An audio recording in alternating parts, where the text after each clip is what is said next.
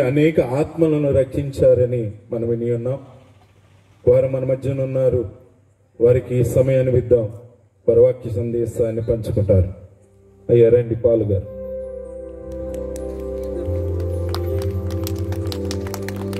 దేవుని నామానికి స్తోత్రము కలుగుగాక. ప్రభువునికి ఇచ్చిన ఈ శ్రేష్టమైన సమయం కొరకు హృదయపూర్వకంగా దేవునికి కృతజ్ఞతలు నేను తెలియజేస్తూ ఉన్నాను. నాకు అత్యంత ప్రియమైన వారు దేవుని పరిచర్యలో ఈ యొక్క చింతకాని ఏరియాలలో ఖమ్మం పరిసర ప్రాంతాల్లో కూడా చక్కని పరిచర్య చేస్తున్నటువంటి దైవ సేవకులు డ్రైవరన్లు విజయరత్నం అయ్య గారికి, వారికి కుటుంబానికి, వారి కుమారునికి, వారి కుటుంబానికి, సేవకి, వేదిక మీద ఉన్న దైవ సేవకులందరికీ కూడా దేవుని పేరట నేను వందనాలు తెలియజేస్తూ ఉన్నాను. చక్కని దినాలు ప్రభు మన మధ్యలో ఉంచారు. గడిచిన 2 దినాలు కూడా మంచి వాతావరణము, ఆ రీతిగానే చక్కని పాటల ద్వారా దేవుని నామాన్ని ఘనపరిచి అనేకులను ఆత్మీయంగా బలపరచడానికి దైవ సేవకులు ఏర్పాటు చేసిన ఈ సభల కొరకు నేను సంతోషిస్తూ దేవుని పేరట మీ అందరికి కూడా, సేవకుని కుటుంబానికి కూడా మరణాతలు నేను తెలియజేస్తూ ఉన్నాను. దేవునికి స్తోత్రం. ఎంతమంది సంతోషంగా ఈ రాత్రి ఉన్నారు? మీ కుడి చేస్తాలను పైకెత్తవలసిందిగా దేవుని పేరున తెలియజేస్తూ ఉన్నాను. మంచిది, దేవునికి స్తోత్రం. నాకు కూడా సంతోషంగా ఉంది. మరి గత ప్రారంభం రోజు అలాగే నిన్నటి దిన ముందు రావడానికి చాలా ప్రయత్నం చేశాను. కొంత పని భారం, కొంత శరీరంలో బలహీనత వల్ల నేను రాలేకపోయినప్పటికీ కూడా దేవుని దయ వల్ల మన ప్రతిరోజు కూడా అయ్యగారు నాకు ఫోన్ చేయటం, ఇదిగో అదిగో ఇదిగో అదిగో అని తిప్పటం, చివరికి దేవుడు ఈ రాత్రి మీ కొరకు నా కొరకు ఈ సమయాన్ని సిద్ధపరిచారన్న సంగతి నేను జ్ఞాపకం చేస్తూ ఉన్నాను. మంచిది, మరొకసారి మీతో గడపడం అనేది నాకు చాలా సంతోషంగా అనిపిస్తుందన్న సంగతి నేను తెలియజేస్తూ దేవుని వాక్యంలోనికి నేరుగా మనం వెళ్దాం. ఈ రాత్రి విలువైన ప్రభు యొక్క మాటలు విందాం. దేవుని వాక్యం భక్తుడు మాట్లాడుతూ ఉన్నాడు. దేవుని వాక్యం భక్తుడు మాట్లాడుతూ ఉన్నాడు. వెండి కంటే, బంగారము కంటే, ఆ బంగారములో మేలిమి బంగారం కంటే నీ వాక్యము కోరుకోదగింది అని భక్తుడు కీర్తనలో జ్ఞాపకం చేస్తున్నాడు. మనం ఏదైనా తినేటప్పుడు కానీ, కొనేటప్పుడు కానీ, ప్రతి వస్తువునైనా పదార్థాలైనా రుచి చూచి మనం ఏం చేస్తూ ఉంటామంటే తినటానికి ప్రయత్నం చేస్తాం, కొనటానికి కూడా ప్రయత్నం చేస్తూ ఉంటాం. ఆ రీతిగా దేవుని యొక్క వాక్యం వినే ముందు ఈ విషయాన్ని మనం జ్ఞాపకం చేసుకోవాలి. భూలోకంలో ఖరీదని చాలా ఉన్నాయి. భక్తుడు మాట్లాడుతున్నాడు, మేలిమి బంగారం కంటే నీ వాక్కు అనే దాన్ని నేను కోరుకోవలసింది అని మాట్లాడుతున్నాడు. పదార్థము తీయగా ఉంటుంది, తేనె జుంటె తేనె దారల కంటే నీ వాక్యం నా జిహ్వకు, నా నాలుకకు మధురమైందని కీర్తనకారుని దావీదు జ్ఞాపకం చేస్తూ ఉన్నాడు. ప్రభు అయిన యేసుక్రీస్తు వారు కూడా ఈ విధంగా మాట్లాడుతూ ఉన్నారు. లోకా సువార్తలో ఆయన అన్నారు, మరియా ఉత్తమమైన దాన్ని కోరుకున్నది, అది ఆమె యొద్ద నుంచి తొలగింపబడదు లేదా తీసివేయబడదని ప్రభు అయిన యేసుక్రీస్తు వారు లోకా సువార్త 10వ అధ్యాయంలో చెప్పిన మాటలు మనము జ్ఞాపకం చేసుకుంటూ ఉన్నాం. మనమందరం ఒకసారి లేచి నిలబడదాం.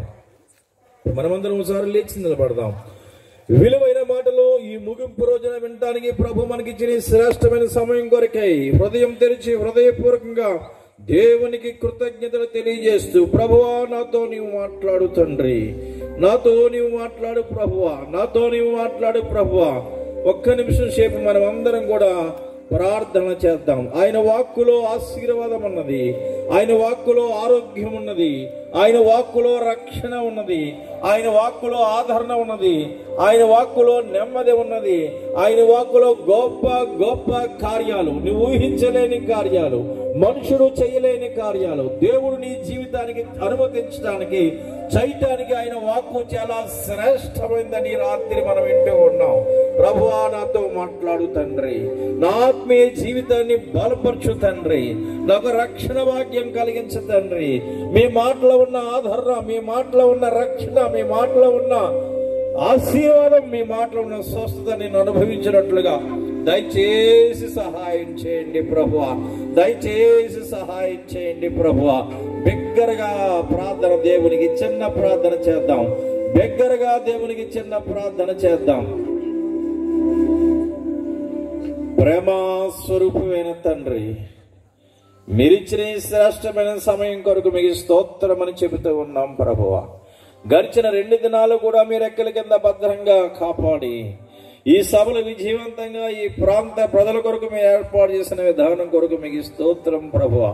3వ దినమందు ప్రభువా ఈ రాత్రి మా కొరకు సిద్ధపరిచి ఇచ్చిన మంచి వాతావరణం కొరకు మీకు స్తోత్రం అని చెబుతూ ఉన్నాం తండ్రి. మా ప్రియుడు మీ ఎడల భారం కలిగి చేస్తున్న ఈ సేవను బట్టి మీకు కృతజ్ఞతలు తెలియజేస్తూ ఉన్నాం.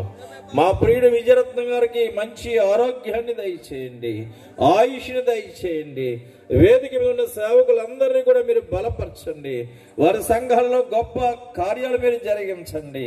వారు చేస్తున్న సేవను మీరు ఆశీర్వదించండి. విశేషంగా ప్రభువా వచ్చిన ప్రతి ఒక్కరితో నాతో మాతో మీరు మాట్లాడండి. నన్ను మరుగు చేయమని ప్రార్థన చేస్తూ ఉన్నాం. మీ వాక్య ప్రత్యక్షత మాకు దయచేయండి. మీ వాక్యలో ఉన్న ఆదరణ, ఆశీర్వాదము, స్వస్థత ప్రతి వారు అనుభవించినట్లుగా కృప చూపించండి. వినగల చెవిని, గ్రహింపగల హృదయాన్ని ప్రతి వారిలోనికి మీరు పంపించండి. దుష్టుని కార్యాలు లయపరచండి. సంఘాన్ని మీరు బలపరచండి. ఈ గ్రామాన్ని దయతో జ్ఞాపకం చేసుకునండి. గ్రామ పెద్దలను మీరు ఆశీర్వదించండి.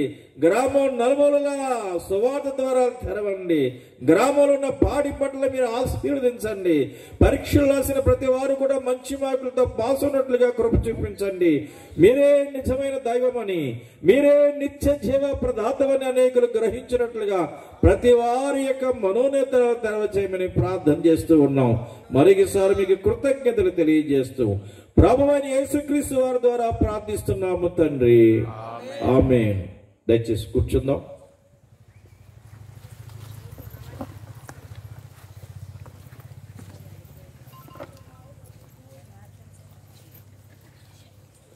సంతోషంగానే ఉన్నారా? పక్క వాళ్ళకి ఒకసారి వందనాలు చెప్పండి. మళ్ళా వచ్చే సంవత్సరం వరకు మనం కలుసుకోం, సభల ద్వారా కదా. ఈ సందర్భం రావాలంటే, మనం కలవాలంటే రేపైనా కలవచ్చు. బట్ ఏంటంటే ఈ సభల్లో ఉన్న జోష్ వేరు. ఒక రాత్రి ఒక గంట ఎక్కువైనా ఈ లైటింగ్లో ఈ గ్రౌండ్లో ఇలా కూర్చుంటాం. ప్రభు మనకి ఇచ్చిన ఆశీర్వాదం. చక్కగా ఉంది సిస్టమ్, మంచిగా తమ్ముళ్ళు కూడా అందరూ బాగుంది. ఇది నాకు అనిపిస్తుంది రేపు కూడా ఉంటే బాగుండేమో అనిపిస్తుంది. అయ్యగారు ఏం చేస్తాడంటే రేపు పెట్టాలంటే ఒక 40,000 స్పాన్సర్ చేయండి పెడదాం ఉంటాడు. అంతే కదా, మీది నాది ఒక మాట. మరి సేవ చేయాలంటే 3 రోజుల కోసం 30 రోజుల నుంచి ప్రార్థనలు ప్రయాసపడితే కానీ ఇంత రాదు. మీకు ఎలా ఉంటుందంటే భలే ఉంది, ఇంకా కుర్చీలు ఉంటే బాగున్నాం అనిపిస్తుంది మీకు. కానీ మోసేవాడికి బరువు తెలుస్తూ ఉంటుంది. అర్థమైందా? కాబట్టి ఇంత చక్కని సేవ ఈ ప్రాంతంలో జరిగిస్తున్న మా ప్రియుడు దేవుని సేవకు రెవరెండ్ విజయరత్నం అయ్యగారి కొరకు మీరందరూ ప్రార్థన చేయాలా. వారికి సపోర్ట్గా దేవుని పరిచర్యలో మీరేం చేయాలా? నిలబడాలా. సపోర్ట్గా నిలబడటం అంటే ఏంటో ఒక మాట చెప్తాను. మా దగ్గర డ్రైవర్స్ ఉన్నారు, లారీ నడిపేవారు. వారు లారీ నడుపుకుంటూ వెళ్ళిపోతూ ఉన్నారు. వారు మాట్లాడుతున్నాడు, అయ్యా నాకు ఒక క్లీనర్ కావాలా, పంపించండి అన్న. క్లీనర్ ఎవరు లేరు నాన్న, నువ్వు వెళ్ళిపో బండి వేసుకున్నా. అప్పుడు వాడు అన్నాడు, అలాగొద్దండి, వాడు ఏమీ చెయ్యొద్దు, అలా కూర్చుంటే చాలు, రైట్ చెప్పొద్దు, రాంగ్ చెప్పొద్దు, నేనే అర్థంలో చూసుకుంటాను, అలా కూర్చుంటే ఒక మనిషి నాకు సపోర్ట్గా ఉన్నాడు, ఒక మనిషి ఉన్నాడంటే చాలు, నేనే తోలుకుంటాను 24 గంటలు కూడా అన్నాడు. దాని అర్థం అతనికి సపోర్ట్. అవునా? దేవుని పనిలో ఈ రాత్రి దేవుడు నిన్ను ఒక సపోర్ట్గా ఉండాలని ఈ మాట నా ద్వారా మీకు అందిస్తా ఉన్నాను. నేను వాక్యం చెప్పవచ్చు, లేకపోతే కూర్చోవచ్చు, కానీ నన్ను చూస్తే ఆయన సేవలో ఒక సపోర్ట్, నన్ను చూస్తే ఆయనకు ఒక ఎంకరేజ్మెంట్, నన్ను చూస్తే దేవుని సహాయం, ఇలా ఎన్నో అనుకుని ప్రార్థనాపూర్వకంగా మీ మధ్యకి రావడానికి ప్రభు సహాయం. ఈ రాత్రి దేవుని పరిచర్లో ఎంతమంది సపోర్ట్గా ఉండాలనుకుంటున్నారు? పైకి సర్కిల్ ఎక్కితే మనకు అర్థమవుతుంది. మంచి పని ఒక ఎత్తు, దేవుని పని ఒక ఎత్తు. మంచి దేవుడు, ఆయనకి సంబంధించిన ఈ దేవుని పరిచర్లో మనమందరం కూడా ఎలా ఉండాలంటే సపోర్ట్గా ఉండవలసిన అవసరం ఉన్నది. ఈ రాత్రి ప్రభు నీతో ఆ విషయాలు జ్ఞాపకం చేస్తున్నాడు. మంచిది. దైవ గ్రంథం నుంచి నేను తెలిసిన వాక్యాన్ని చదువుతూ ఉన్నాను. దయచేసి పరిశుద్ధ బైబిల్ గ్రంథాన్ని తెరిచి చూడవలసిందిగా దేవుని పేట నేను తెలియజేస్తున్నాను. లూకాసు వార్త 19వ అధ్యాయము. లూకాసు వార్త 19వ అధ్యాయము ప్రారంభం నుంచి నేను చదువుతాను, మీరు శ్రద్ధగా వినండి. ఆయన సంచరించుచు యెరికో పట్టణంలో ప్రవేశించెను. దాని గుండా పోవుచూ ఉండెను. ఇదిగో సుంకపు గుత్తాదారుడును ధనవంతుడైన జక్కయ్య అను పేరు గల ఒకడు యేసు ఎవరో అని చూడగోరిన గాని పొట్టివాడైనందున బట్టుబడైనందున జనులు గుంపు కూడి ఉంట వలన చూడలేకపోయాను. అప్పుడు యేసు ఆ త్రోవను రానయుండెను గనుక అతను ముందుగా పరిగెత్తి ఆయనను చూచుటకు ఒక మేడు చెట్టు ఎక్కెను. యేసు ఆ చోటికి వచ్చినప్పుడు కన్నులెత్తి చూచి, జక్కయ్య, త్వరగా దిగుము, నేడు నేను నీ ఇంట ఉండవలసి ఉన్నదని అతనితో చెప్పగా అతడు త్వరగా దిగి సంతోషంతో ఆయనను చేర్చుకొనెను. అందరూ అది చూచి, ఈయన పాపి అయిన మనుషుని యొద్ద బస చేయ వెళ్ళని చాలా సనుగుకొనిరి. జక్కయ్య నిలువబడి, ఇదిగో ప్రభువా, నా ఆస్తిలో సగం బీదలకు ఇచ్చుచూ ఉన్నాను. నేను ఎవరిద్దరైనను అన్యాయముగా దేనినైనా తీసుకుని అతనికి 4 మరలా చెల్లింతునని ప్రభుతో చెప్పాను. అందుకు యేసు, ఇతరును అబ్రహాము కుమారుడే, ఎందుకనగా నేడు ఈ ఇంటికి రక్షణ వచ్చి ఉన్నది. ఇంకొక మాట, నశించిన దాన్ని వెదకి రక్షించుటకు మనుష్య కుమారుడు వచ్చానని అతనితో చెప్పాను. నాతో చెప్పని మాట, నశించిన దానిని వెదకి రక్షించుటకు మనుష్య కుమారుడు వచ్చనని ప్రభు అయిన యేసుక్రీస్తు వారు సెలవిచ్చారు. దైవ వాక్యాన్ని మన వినికుల్లో మన ఆత్మల క్షేమం కొరకే ప్రభువే ఆశీర్వదించి మాట్లాడును గాక. దైవ గ్రంథం నుంచి లూకా సువార్త 19వ అధ్యాయాన్ని మనం ధ్యానం చేస్తూ ఉన్నాం. పరిశుద్ధ గ్రంథానికి ఈ పేరు ఉన్నది. అట్ట మీద పరిశుద్ధ గ్రంథము అని పేరు ఇందులో ఉంది. భూలోకంలో ఉన్న జనాల్లో, అంటే ప్రపంచంలో ఉన్న జనసంఖ్యలో ఇంచుమించు 400-300 కంటే ఎక్కువ మంది ప్రజలు ఇందులోని వాక్కుల ద్వారా పరిశుద్ధులుగా మార్చబడి పరిశుద్ధుడైన యోగ్యుడైన గొప్ప దేవుణ్ణి సేవించే ఆధిక్యత ఈ గ్రంథం మాట్లాడుతుంది, గ్రంథం ఇస్తుంది అన్న సంగతి నేను జ్ఞాపకం చేస్తున్నాను. ఇది మత గ్రంథం కాదు, ఒక దేశానికి ఒక వర్గానికి సంబంధించిన పుస్తకం కానే కాదు. ఈ గ్రంథంలో ఎలా ఉన్న మాట నేను జ్ఞాపకం చేస్తూ ఉన్నాను. యేసు క్రీస్తు అందరికీ ప్రభువు అని అపోస్తుల కార్యాలు 10వ అధ్యాయంలో రాయబడ్డది. ఆయన కొందరికి సంబంధించిన దైవం కాదు, ఆయన అందరి వాడు. ఈ గ్రామంలో ఎంతమంది ఉన్నారో, ఈ రాష్ట్రంలో ఎంతమంది ఉన్నారో, ఈ దేశంలో ఎంతమంది ఉన్నారో, ప్రపంచంలో ఎంతమంది ఉన్నారో, ప్రతి వారికి కూడా ఆయన ప్రభు అని దైవ గ్రంథం మాట్లాడుతుంది. నమ్మటం నమ్మకపోవడం నీ ఇష్టమే, కానీ దైవం ఈ రాత్రి నీతో మాట్లాడుతుంది. యేసు క్రీస్తు అందరికీ ప్రభువు, ప్రభువు, ప్రభువు. ఆయన నీతిమంతుల మీదను అనీతిమంతుల మీదను, ఆయన్ని ఇష్టపడే వారి మీదను ఇష్టపడిన వారి మీదను తన సూర్యుడిని ఉదయింపజేస్తున్నారని, తన వర్షాన్ని కురిపిస్తూ ఉన్నారని పరిశుద్ధ గ్రంథం మత్తయి సువార్త 6వ అధ్యాయంలో ప్రభు అయిన యేసుక్రీస్తు వారు సెలవిచ్చిన మాటలు నేను జ్ఞాపకం చేస్తూ ఉన్నాను. దేవుడు ఆయన మానవుడిగా ఈ భూలోకానికి అవతరించారు. ఆయన దైవం. ఆయనలో 2 గుణాలు ఉన్నాయి. ఒకటి దైవం, రెండవది మానవుడు. మానవులను రక్షించడానికి 2000 సంవత్సరాలకు పూర్వమే, 2025 సంవత్సరాల, చెప్పండి, 4 నెలల, ఈరోజు 2025 సంవత్సరాల, 2025 సంవత్సరాల, నెక్స్ట్ 4 నెలల, నెక్స్ట్ 24 రోజులు. మరలా చెప్తున్నాను, 2025 సంవత్సరాల 4 నెలల 24 రోజులు అయ్యింది.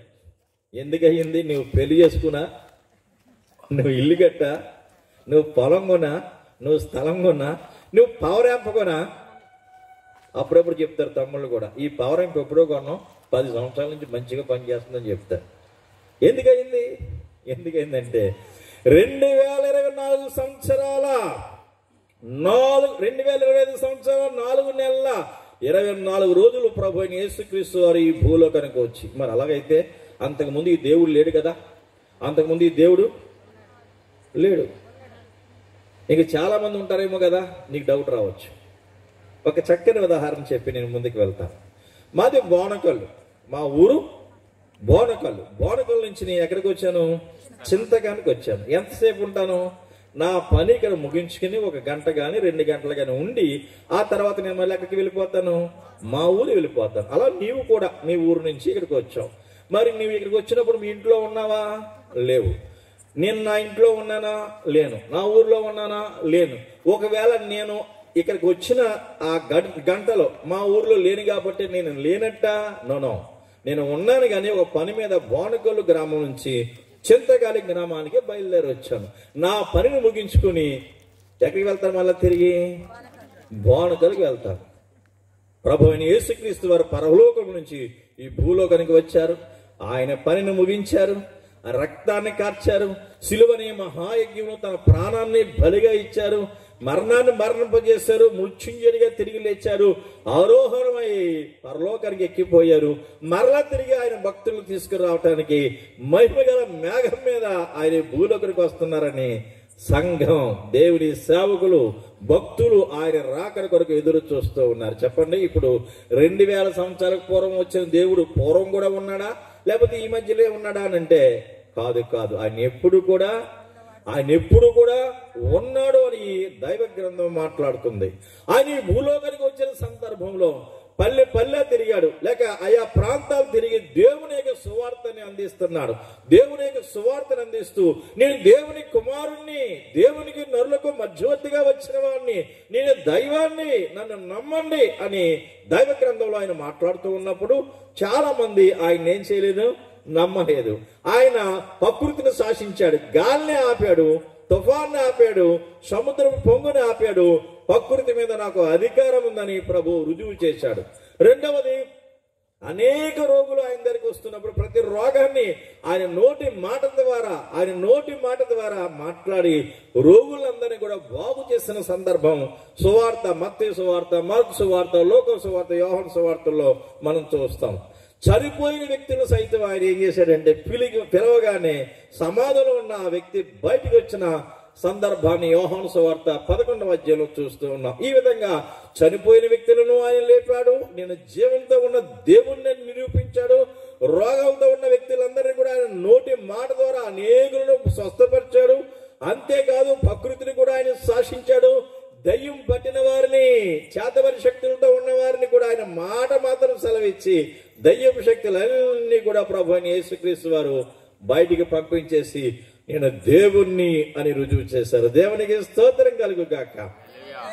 ఈ రాత్రి దేవుని మాటలున్న నీలో ఉన్న ఏ దయ్యపు శక్తులు ఉన్నా, ఏ రోగపు శక్తులు ఉన్నా, నిన్ను బంధించేవి, బాధ పెట్టేవి, ఆందోళన కలిగించేవి, కలవర పెట్టేవి ఏమన్నా కానీ ఆయన వాక్యాన్ని నీలోకి పంపించి నీలో ఉన్న దాన్ని సంపూర్ణంగా బయటికి పోగొట్టే గొప్ప శక్తిమంతుడు ప్రభు అయిన యేసుక్రీస్తు వారు. 2 చేతుల పైకి దేవునికి స్తోత్రం చెల్లిద్దాం. దేవునికి స్తోత్రం కలుగుగాక. ఆయన ఈ భూలోకంలో ఉన్నప్పుడు ప్రతి ప్రాంతాన్ని తిరిగేవాడు. ఆ రీతిగానే యెరికో అనే పట్టణానికి ఆయన ఏం చేస్తాడంటే సంచరిస్తూ వస్తూ ఉన్నాడు. జనం గుంపు గుంపులుగా ఆయన్ని వెంబడిస్తా ఉన్నారు. ఆయన వెంబడించే గుంపులు 4 చెప్తాను మీకు ఈ రాత్రి. ఒక గుంపు ప్రభు యొక్క మాటలు వినాలా, ప్రభువులా మాట్లాడాలా, ప్రభువులాగా బోధించాలా, ప్రభువులాగా అనేక అద్భుత ఆశ్చర్యకార్యాలు జరిగించాలా, ఆయన దగ్గర మేము నేర్చుకోవాలా, ఆయనతోనే ఉండాలని వారి కుటుంబాన్ని విడిచిపెట్టి ప్రభువుని వెంబడించిన శిష్యుల గుంపు. చెప్పండి, గుంపు శిష్యుల గుంపు. ఇక్కడ కూడా చాలా మంది దేవుని సేవకులు ఉన్నారు. వీరు ఉద్యోగాలను విడిచిపెట్టారు. అందరూ కూడా మంచి ఎత్తులో ఉన్నవారు, మంచి క్వాలిఫైడ్ ఉన్నవారు. వీళ్ళందరూ కూడా మేమందరూ కూడా దేవుని కొరకు అవన్నీ కూడా తృణప్రాయంగా ఎంచుకుని ప్రభువుని వెంబడిస్తూ ఉన్నాం. ప్రభు మాటలు చెప్పటం మాకు ధన్యత, ప్రభు పని చేయటం మాకు ప్రభు ఇచ్చిన భాగ్యం అని ఎంచుకుని ఈ పనిలో మేము ఉన్నాం. ప్రభువుని కూడా వెంబడించే గుంపులు శిష్యుల గుంపులు. రెండవ గుంపు ఉంది. ఆ గుంపు ఏంటంటే రోగాలతో ఉన్న వాళ్ళందరూ కూడా ప్రభువుని ముట్టుకుంటే, ప్రభు మాట్లాడితే, ప్రభు చెయ్యి వేస్తే మా రోగాలన్నీ కూడా బాగైపోతాయని రోగంతో ఉన్నవారు అందరూ ఆయన వెంబడించేవాది. అది రోగాల గుంపు అని జ్ఞాపకం చేస్తున్నాను. మీకు కూడా ఎవరైనా రోగాలు ఉన్నారో మీకు నాకు తెలియదు. ఈ రాత్రి సభల్లోకి వెళ్తే, ఈ రాత్రి దేవుని మాటలు వింటే, ఈ రాత్రి అయ్యగారులు ప్రార్థన చేస్తే మా యొక్క రోగాలన్నీ పోతాయని చాలా మంది ఏం చేస్తున్నారంటే ప్రభువుని వెంబడిస్తున్నారు. మంచిదే. ఆ తర్వాత రోగం పోయిన తర్వాత, ఆ వ్యాధి పోయిన తర్వాత మళ్ళీ కనపట్టలేదు. విజయరత్నయ్య గారు వచ్చి, ఏమ్మా మందిరం రావట్లేదు, అప్పుడెప్పుడు తలనొప్పి అంటే మీకోసం మేము ప్రార్థన చేసాం, ఎక్కడో బోనకల్ నుంచి అయ్యగారిని తీసుకొచ్చాం, హైదరాబాద్ నుంచి అయ్యగారిని తీసుకొచ్చాం, అందరూ వచ్చి మీకోసం ప్రార్థన చేశాం కదా, నీ రోగం బాగైపోయింది, ఎందుకు రావట్లేదంటే ఆ అక్క చెప్తుంది, ఆ చెల్లి చెప్తుంది, ఆ తమ్ముడు చెప్తాడు. ఇంకెందుకండి, ఇంకెందుకు, తలనొప్పి వచ్చింది కాబట్టి వచ్చాం, ఈసారి మళ్ళీ తలనొప్పి వస్తే వస్తాం, తగ్గిపోతే ఇంకెందుకు రావాలా? నీకు ఆ రోగం పెట్టింది దేవుడే.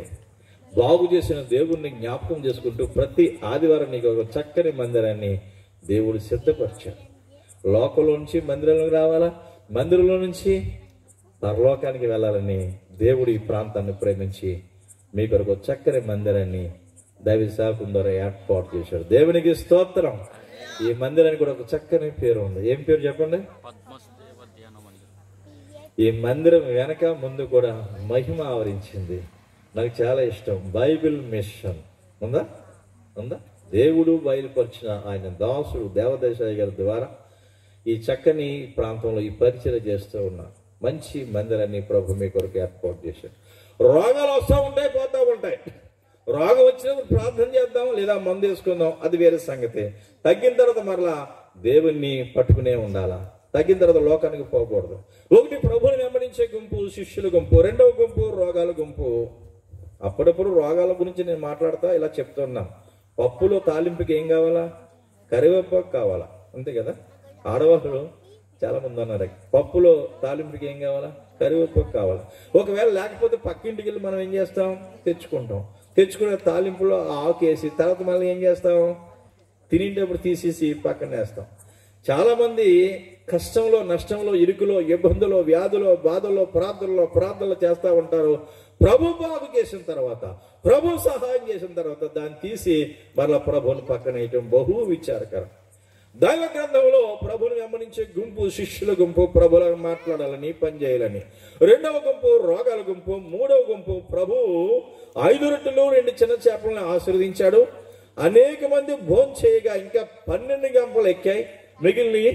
ఆ భోజనం కూడా ఎలా చేసామంటే, ఆ రొట్టె చేప తిన్నాం, తృప్తిగా తిన్నాం, తక్కువ కాలేదు. కాబట్టి ఏదైనా మాకు అద్భుతాలు మా జీవితాలు చేస్తాడేమో, మేము కూడా మేలు అనుభవించాలి, ఆహారం తినాలని ఆశపడి వచ్చే గుంపు మూడవ గుంపు ఉంది. చెప్పండి, ఎన్ని గుంపులు చెప్పాను? ఒక గుంపు మీరు మాట్లాడాలా, మాట్లాడట్లేదు ఎవరు మీరు? చెప్పండి. శిష్యుల గుంపు. రెండో గుంపు రోగాల గుంపు. మూడో గుంపు రొట్టెల గుంపు, భోజనం గుంపు, అద్భుతాల గుంపు. నాలుగో గుంపు ఉంది. ఈ గుంపు ఏంటంటే, ప్రభు ఎక్కడైనా తప్పు మాట్లాడతారేమో, లోకమంతా ఈయనతో పోతా ఉంది, మా మందిరాలన్నీ ఖాళీ అయిపోతా ఉన్నాయి, ప్రజలందరూ కూడా ఈయనతో వెళ్ళిపోతా ఉన్నారు, ఈయన ఏదైనా తప్పు మాట్లాడతాడేమో, ఆ తప్పును చూపించి ఇతను తప్పు ఆయన అని చెప్పి జనాన్ని నుంచి వేరు చేద్దామని తప్పులు పట్టుకోవడానికి చాలా మంది శాస్త్రులు, ప్రధాన యాజకులు, పెద్దలు, అధికారులు అందరూ కూడా, మత పెద్దలందరూ కూడా ప్రభువుని వెంబడిస్తున్న గుంపు పరిశుద్ధ గ్రంథ ఆధారంగా నేను మాట్లాడుతున్నాను. ఏ గుంపు ఇది? తప్పులు పట్టే గుంపు. ఎవరిని? ప్రభు అయిన యేసుక్రీస్తు వారి యొక్క బోధలో తప్పు ఏదన్నా పట్టలేమని పట్టే గుంపు. ఎన్ని గుంపులు ఉన్నాయి చెప్పండి? 1 శిష్యుల గుంపు, 2 రోగుల గుంపు, 3 ఆహారం గుంపు, 4వ గుంపు తప్పులు పట్టే గుంపు. ఎన్ని గుంపులు ఉన్నాయి?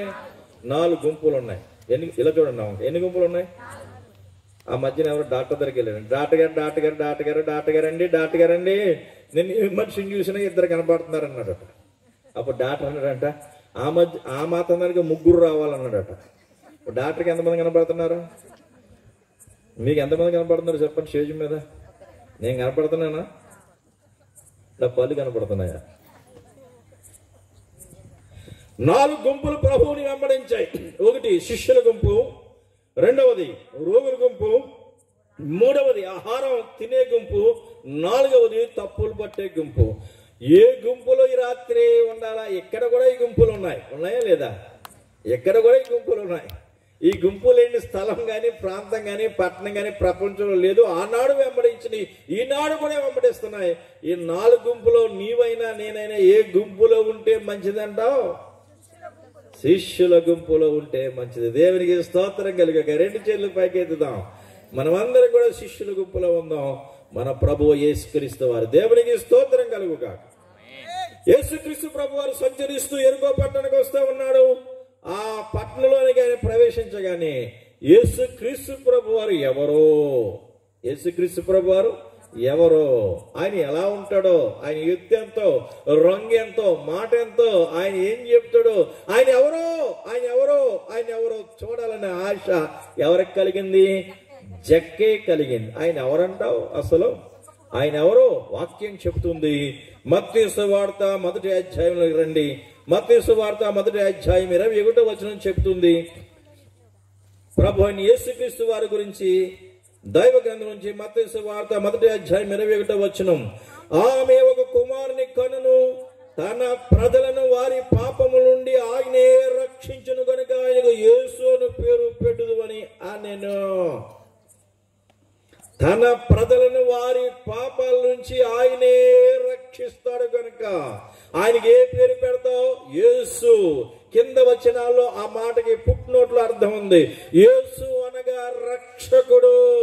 తన ప్రజల యొక్క పాపాన్ని ఆయనే పరిహరిస్తాడు కనుక, దాని కొరకు ఆయనే ప్రాయశ్చిత్తం చేస్తాడు కనుక, దాని కొరకు ఆయనే విలువైన రక్తాన్ని చిందిస్తాడు కనుక ఆయన రక్తంతో మనుషుల యొక్క పాపానికి పరిహారం కలుగుతుంది. ఆయన రక్తంలో మనుషుల యొక్క పాపానికి ప్రాయశ్చిత్తం కలుగుతుంది. దోషులందరూ కూడా నిర్దోషులు అవుతున్నారు. మనుషులను దేవుడు, దోషులను దేవుడు నిర్దోషులుగా చేస్తున్నాడు కనుక ఆయనకి రక్షకుడనే అర్థం వచ్చే పేరు యేసు అని పేరు పెడతామని దైవ గ్రంథంలో మత్తయి సువార్త 1వ అధ్యాయంలో రాయబడ్డది. ఇక్కడ కొంత మాట నేను చెప్తున్నాను. సృష్టి 4 రకాలుగా ఉంది. ఈ భూమి మీద సృష్టి 4 రకాలుగా ఉంది. ఒకటి ఆకాశంలో ఎగిరే పక్షుల జాతి, కొంగలు ఉన్నాయి, గెద్దలు ఉన్నాయి, కాకులు ఉన్నాయి, రకరకాల నాకు నీకు కూడా పేరు తెలియని పక్షులు ఎన్నో కనబడతా ఉన్నాయి. అప్పుడప్పుడు కూడా మేము చిన్నప్పుడు ఆడుకునేటప్పుడు కొంగలు చూసి పాటలు పాడుతూ ఉండేవాళ్ళు. ఎన్నో పక్షులు ఉన్నాయి. భూమి మీద జంతువులు ఉన్నాయి. నక్కలు ఉన్నాయి, కుక్కలు ఉన్నాయి, ఆవులు ఉన్నాయి, గేదెలు ఉన్నాయి, గొర్రెలు ఉన్నాయి, రకరకాల జంతువులు. మన ఊర్లో మనకు తెలుసు, అడవులు ఎన్నో ఉన్నాయో మనకు తెలియదు. ఎన్నో జంతువులు ఉన్నాయి. ఇది 2వ రకం నేను చెప్పాను. 3వ రకం కూడా చెప్తున్నాను. భూమి లోపల నీళ్లు ఉన్నాయి. సముద్రంలో, గోదావరి నదిలో, రకరకాల నదుల్లో, ఏటుల్లో ఏమున్నాయంటే జలచరాలు ఉన్నాయి. నీటిలో బతికే ప్రాణులు ఉన్నాయి. తాబేళ్లు ఉన్నాయి, మొసళ్ళు ఉన్నాయి, చేపలు ఉన్నాయి, కొరమేన ఉంది, బంగారతీగ ఉంది, బొచ్చు ఉంది, మోసు ఉంది. ఎన్ని ఉన్నాయో అర్థమైందా? ఉన్నాయో లేవా చెప్పండి. ఎన్ని ప్రాణులు ఉన్నాయో చెప్పాను ఇప్పుడు మీకు. ఆకాశంలో ఎగిరే, మీరు మాట్లాడాలి, ఆకాశంలో ఎగిరే పక్షులు, భూమి మీద ఉన్న, భూమి కింద ఉన్న జలచరాలు. ఇంకొక ఆయన ఉన్నాడు భూమి మీద. ఎవరైనా? మనుష్యుడు. చెప్పండి, మనుష్యుడు. నువ్వెవరో? నేనెవరిని? మనుషులు 2 రకాలు ఉన్నారు. ఆడవాళ్ళు ఉన్నారు, మగవాళ్ళు ఉన్నారు. అందరూ మనుషులమే. ఓకేనా? ఇప్పుడు మనుషులు చేసిన పాపం పోవాలంటే పైన ఆకాశంలో ఎగిరే పక్షులను తీసుకొచ్చి కోస్తే పోతుందా? పోనీ మనుషులు చేసిన పాపం పరిహారం కావాలంటే భూలోకంలో ఉన్న ఏ జంతువునైనా ఆ మనుషుల పేరున బలిస్తే ఆ పాపం పరిహారం అవుతుందా? కాదు. పోనీ భూమి కింద ఉన్న ఆ మొసలను కానీ ఏదన్నా నేను చెప్పిన ఆ జలరాశుల్లోంచి దేనన్నా ఒక దాన్ని తీసుకొచ్చి పరిహారం చేస్తే బాగుంటుందా అంటే నో. వాక్యం చెప్తుంది అవన్నిటి కొరకు, అవన్నీ కూడా మనుషుని కొరకు దేవుడు చేశాడని వాక్యంలో రాయబడ్డది. అవన్నీ ఎవరి కొరకు? కాకులు తినేవాళ్ళు ఉన్నారు లేదా? పిల్లులు తినేవాళ్ళు ఉన్నారు, ఎలకలు తినేవాళ్ళు ఉన్నారు, నక్కలు తినేవాళ్ళు ఉన్నారు. ఇక ఏమో చెప్పొచ్చు. ఇవన్నీ మనుషుని కొరకు. మనుషులు ఎవరి కొరకు? దేవుని కొరకు. మనుషులు ఎవరి కొరకు? దేవుని కొరకు. మనుషులు ఎవరి పోలిక? దేవుని పోలిక. మనుషులు ఎవరు? దేవుని పోలిక. మీ దేవుని పోలికలో ఉన్న ఈ మనుషుని కింద చేసినవన్నీ కూడా పక్షి జాతి కానీ, జంతు జాతి కానీ, జలచరాలు కానీ ఇవన్నీ కూడా మనుషునికి కిందే కానీ పైన కాదు అన్న సంగతి జ్ఞాపకం చేస్తున్నాను. మరి మనుషుడే తప్పిదం చేస్తే, మనుషుడే దోషం చేస్తే, మనుషుడే పాపం చేస్తే, మనుషుడే దేవుని యొక్క ఆజ్ఞను అతిక్రమిస్తే ఇక ఈ భూలోకంలో ఏదైనా కానీ ఈ ప్రాణంలో ఏ ప్రాణి వల్ల అయినా మనుషుని యొక్క పాపం పరిహరింపబడుతుందంటే కానే కాదు. కనుకనే వాక్యం చెప్తుంది ఆమె ఒక కుమారుని కంటుంది. ఆమె ఒక కుమారుని కొంటుంది. ఆ కుమారుడు ఈ విధంగా చేస్తూ ఉన్నాడు. తన ప్రజలు, మనుషులంతా ఎవరు అంటే దేవుని ప్రజలు. దేవుడు ఎలా ఉంటాడండి? ఇదిగో నీలా ఉంటాడు. దేవుడు ఎలా ఉంటాడండి? ఇదిగో ఎలా ఉంటాడు. దేవుడు ఎలా ఉంటాడండి? ఇలా ఉంటాడు. దేవుడు ఎలా ఉంటాడు? విజయరత్నయ్య గారిలా ఉంటాడు, కుమార్ గారిలా ఉంటాడు. దేవుడు ఎలా ఉంటాడు? నీలా ఉంటాడు. అవునా? మనుషులు ఎవరు పోలిక? దేవుని పోలిక అని వాక్యం చెప్తుంది. చూడు, నా అరచేతిలోనే నేను నిన్నేం చేశాను? చెక్కి ఉన్నాను. నీ ప్రాకారాన్ని కూడా నా ఎదుట ఉన్నాయి. చూడు, గర్భములో పిండమునై ఉండగానే నా కన్నులు నిన్ను చూచినాయి. నువ్వు ఆడపిల్లగా పుట్టాలో మగపిల్లడిగా పుట్టాలో, నల్లగా నాలా ఉండాలో తెల్లగా మీలా ఉండాలో, నీకు తల ఎంత ఉండాలో ఇంతే ఉండాలో ఎవరు నిర్ణయించారు? దేవుడు నిర్ణయించాడు. కాబట్టి నల్లగా ఉన్న వాళ్ళు మీరు ఏం చేయకూడదు? తృణీకరించకూడదు. ఆడపిల్ల పుట్టిందని ఏం చేయకూడదు? గర్భంలోనే చంపకూడదు. అది దేవునికి ఇష్టమైన కార్యం కాదు. ఆడపిల్లైనా మగపిల్లైనా, నల్లవారైనా తెల్లవారైనా, ఎత్తుగా ఉన్నా ఎత్తు తక్కువ ఉన్నా, కళ్ళు ఇంతతో పెద్ద కళ్ళు ఉండి బాగా ఉన్నా, పిల్లి కళ్ళు ఉన్నా, వారందరూ కూడా దేవునికి సృష్టిని వాక్యం చెప్తుంది. మానవ నిర్మాణము, మానవ సృష్టి దేవుని పోలిక, దేవుని రూపం మనుషుల్లో ఉందని వాక్యం చెబుతుంది. కాబట్టి ఎవరినైనా చూస్తున్నప్పుడు వారిలో మనం ఎవరిని చూడాలంటే ప్రభువుని చూడాలి. దేవునికి స్తోత్రం కలుగుగాక.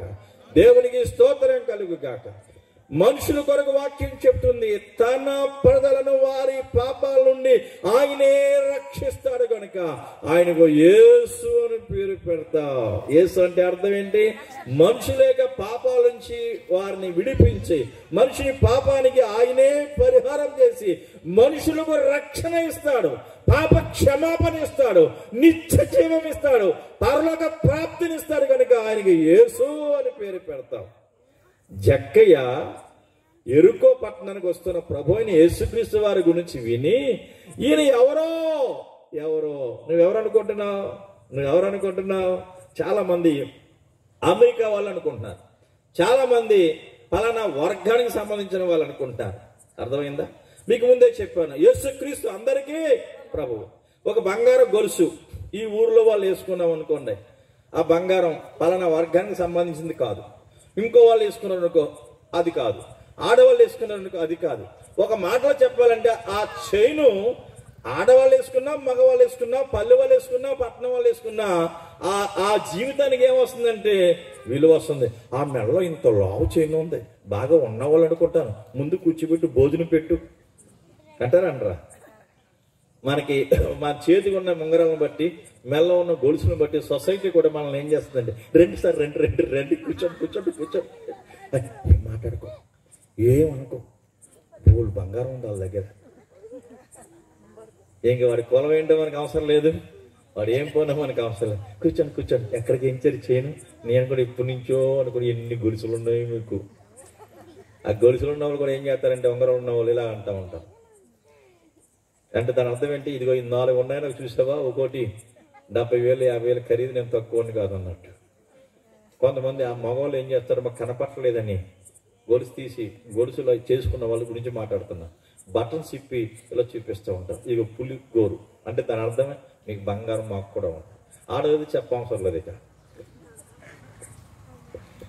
బంగారం ఎవరికి ఉంటుందో వారి జీవితానికి ఏమవుతుంది సొసైటీలో?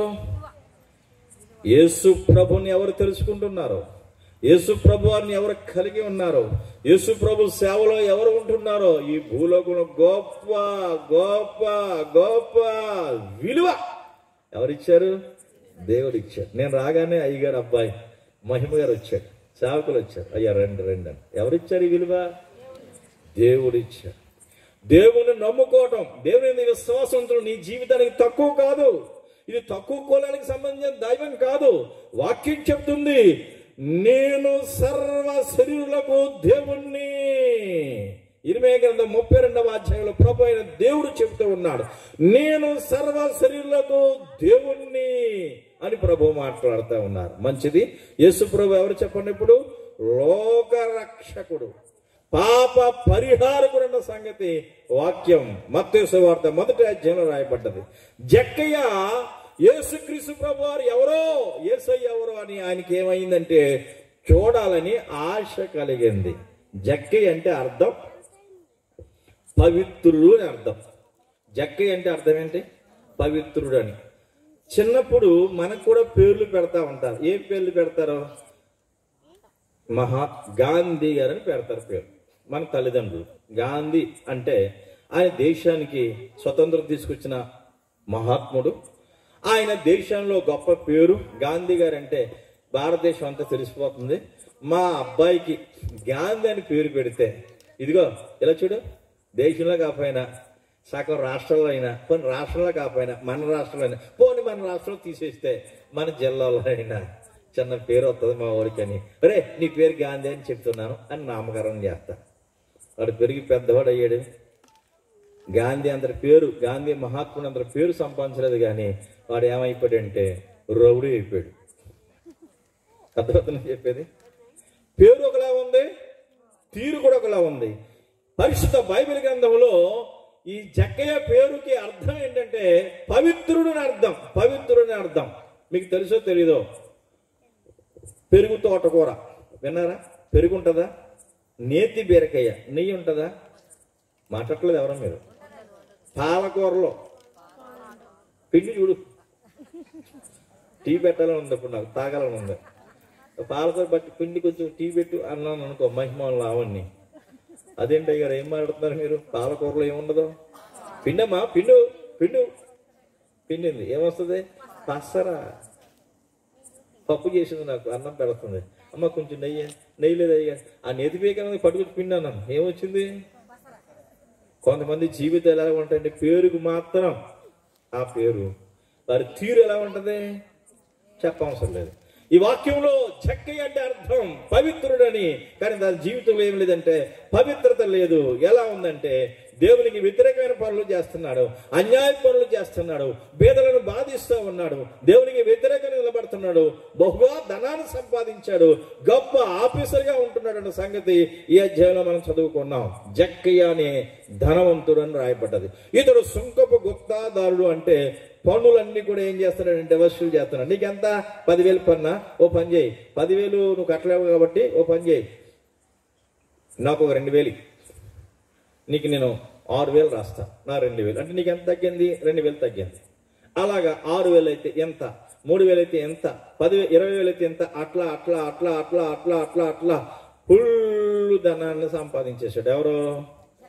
జక్కయ్య ధనవంతుడు. ఈయనకి ఏం కలిగిందంటే ఒక విచిత్రమైన కోరిక కలిగింది. యేసుక్రీస్తు ప్రభు వారు యేసయ్య ఎలా ఉంటాడో చూడాలని ప్రభు ఆ ప్రాంతానికి వస్తా ఉన్నాడు. ప్రభు వస్తా ఉన్నాడు.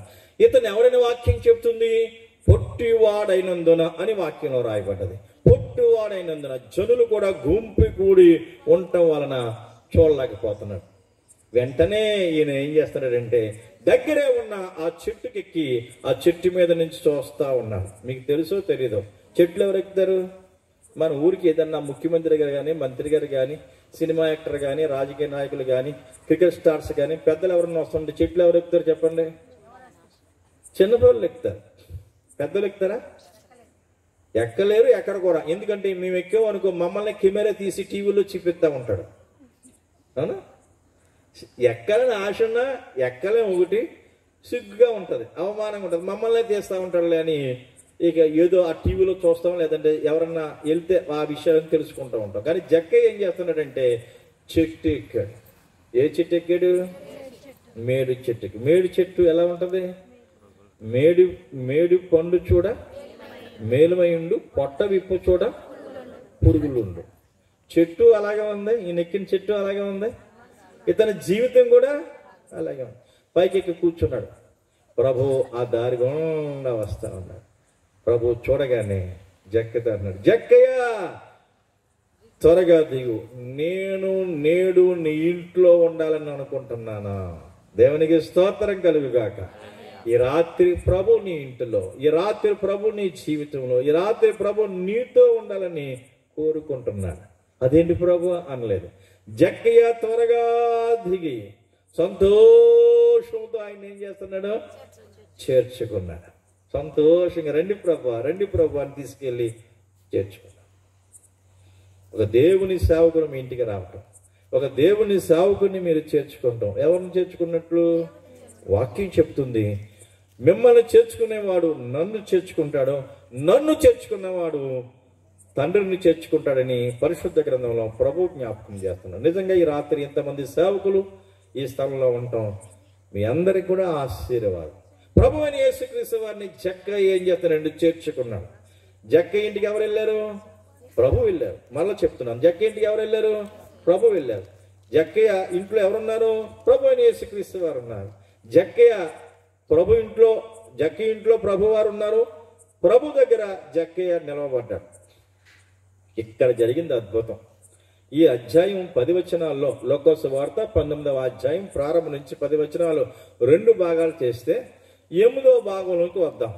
8వ భాగంలో 8 కంటే ముందు భాగాలన్నీ కూడా ఏమున్నాయంటే, 8 కంటే ముందు భాగాలన్నీ పైనుంచి యేసుక్రీస్తు ప్రభు వారు ఎవరో చూడకూడదని, ఇతను సుంకకు గుత్తాదారుడని, ధనవంతుడని, ఇతను పాపి అని దైవ గ్రంథంలో మనం చదివిన మాటలు నేను జ్ఞాపకం చేస్తూ ఉన్నాను.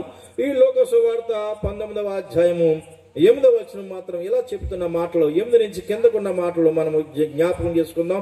8వ వచనంలో ఇలా ఉంది, జక్కయ్య నిలబడి, ఇదిగో ప్రభువా, నా ఆస్తిలో సగము బీదలకు ఇచ్చుచూ ఉన్నాను, నేనెవరి యొద్దనే నేను అన్యాయంగా దేనినైనా తీసుకునేలా అతనికి 4 ఎంతలు చెల్లించునని ప్రభుతో చెప్పాను. ఇక్కడ జరిగింది. ప్రభు రాగానే ఇతని ఇంట్లో ఏం జరిగింది, ఇతని ఒంట్లో ఏం జరిగింది, ఇతని హృదయంలో ఏం జరిగింది? మార్పు జరిగింది. అదేంటండి, ఈయనకి రాగానే, ఇంట్లోకి రాగానే యేసుక్రీస్తు ప్రభు యేసయ్య ఏమైనా నీ ఆస్తుల సగం బెదలకు ఇచ్చేయమన్నాడా? అనలేదు కదా. ఒకవేళ ఆస్తులో ఆ బెదల సగం ఇచ్చేయి, నువ్వు ఎవరి దగ్గరైనా ₹1 తీసుకుంటే ₹4 తీసుకుంటే 4 16 రూపాయలు తీసుకుంటే 4 16 ఎంత అయితే అంత నువ్వు ఇచ్చేయి అని ప్రభు చెప్పాడా? చెప్పలేకుండా మరి ఎందుకు ఈ నెల చేశాడు? ఎందుకు ఇలా చేశాడు నేను చెప్తాను మీకు. అర్థం చూసుకున్నాను నేను. నా జేబులో ఏం లేదు, దువ్వెన లేదు. నేను ఏం చేస్తాను అప్పుడు? అర్థం చూసుకున్నాను. నా ముఖం బాగాలేదు, నా కళ్ళు బాగాలేదు. అప్పుడు నేను ఏం చేస్తానంటే చేతులతో నా కళ్ళు శుభ్రం చేసుకున్నాను. ఖర్చు కూడలేదు, వెంటనే ఇలా దీంతో తుడుచుకున్నాను. దువ్వును కూడలేదు, వెంటనే ఏం చేశానంటే చెయ్యినే దువ్వును కనుక్కుని తలంతా సరి చేసుకున్నాను, కళ్ళన్నీ సరి చేసుకున్నాను. అక్కడ ఏదైనా గొట్టు ఉంటే, టవల్ ఉంటే, ఖర్చు ఉంటే ఇంకోటి తీసుకుని ముఖం అంతా శుభ్రం చేసుకుని ఇలా చూసుకున్నాను. ఇప్పుడు బాగున్నానే అనుకున్నావు. అనుకోవా? ఎవరు మాట్లాడలేదేంటి? పొద్దున్నే లేవగానే ముఖం చూసుకుంటాం, ఊరి నుంచి రాగానే ముఖం చూసుకుంటున్నాం, ముఖం అంతా పీక్కిపోయిందో, మాడిపోయిందో, ఎండకి అయిపోయింది, కళ్ళు లోనికి వెళ్ళిపోయినాయి, కళ్ళు శుభ్రంగా లేవు, బొగ్గలు లోనికి వెళ్ళి అనుకుంటాం. అనుకోవా? ఏమో మరి, నేను మీటింగ్కి వచ్చినప్పుడు ముఖం చూసుకోవాలని అద్దం దగ్గరికి వెళ్ళాను, బాగానే ఉన్నాను నేను అనుకుంటాం. అనుకోవా? మన దిగేటప్పుడు కూడా లోపల అద్దం ఉంటుంది, చూసుకుంటాను, బాగానే ఉన్నాను నేను అనుకుంటాను. అంటే నా ముఖం ఏం చూపిస్తుంది? మాట్లాడాలి మీరు. అర్థం చూపిస్తుంది. సింపుల్ చెప్పాడు అయ్యారు. నా ముఖం ఏం చూపిస్తుంది? అర్థం చూపిస్తుంది. అర్థం ముఖం చూపించిన సందర్భంలో నీవు ఇంట్లో ఉన్నావని, ఇంట్లో లేవని, దారిలో ఉన్నావని, ఇక్కడ ఉన్నావని కాదు. ఎక్కడైతే నీ ముఖం అర్థం నువ్వు ఏ విధంగా ఉన్నావో చూపిస్తుందో వెంటనే నీ చెయ్యి దువ్వుని దగ్గరికి వెళ్ళిపోతుంది, ఖర్చు దగ్గరికి వెళ్ళిపోతుంది, నీళ్ళ దగ్గరికి వెళ్ళిపోయి వెంటనే నువ్వేం చేస్తావు? శుభ్రం చేసుకుని, సరి చేసుకుని, అది పౌడర్ రాసుకుని, తుడుచుకుని, మరలా అర్థం చేసుకుని నేను బాగున్నాను అంట.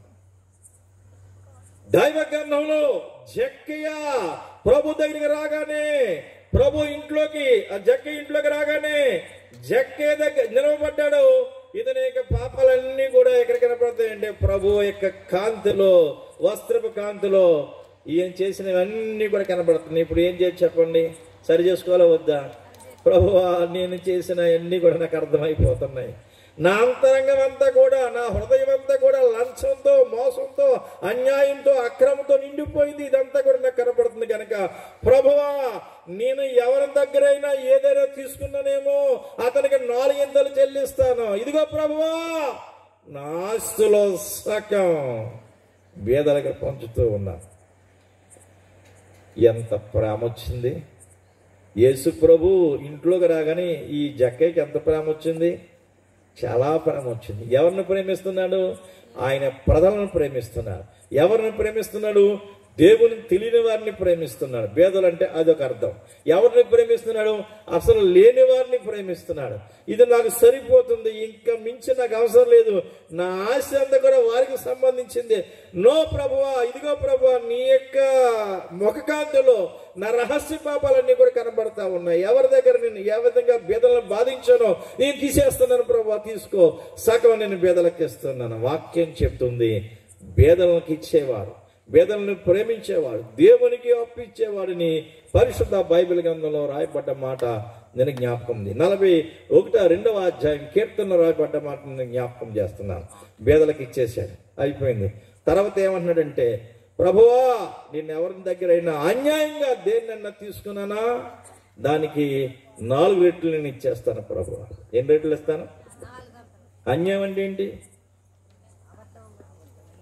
అన్యాయం తెలిస్తే మరి ఎంతమంది ఎలా చేశాడో అర్థమవుతుంది. సరే, ఈ మాట నేను చెప్పి ముందుకు వెళ్తాను. ఒక ఆయనకి గేదె ఉంది, పాలు ఇస్తుంది 2 లీటర్లు. ఆయన ఏం చేశాడు? 1 లీటర్కి నీళ్ళు కలిపాడు. ఎన్ని అయినాయి? 3 లీటర్లు అయినాయి.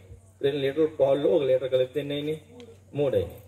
డబ్బులు మూట కట్టాడు. 2 లీటర్లకే తీసుకోవాలి డబ్బులు. 3వ లీటర్ కూడా నీళ్ళు కలిపేటికి మొత్తం కలిపి పోసాడు. ఏంటి అన్నయ్య నీళ్ళు పోస్తున్నావు, పాలు అన్ని నీళ్ళుగా ఉన్నాయి, నేనేం చేయనమ్మా, గేదె పాలే పచ్చగా ఉన్నాయి, నేనేం చేయనమ్మా, గేదె ఏం చేస్తుంది, నీళ్ళు ఎక్కువ తాగేస్తుంది, ఎన్నో చెప్తారు కథలు. సరే, అయిపోయింది.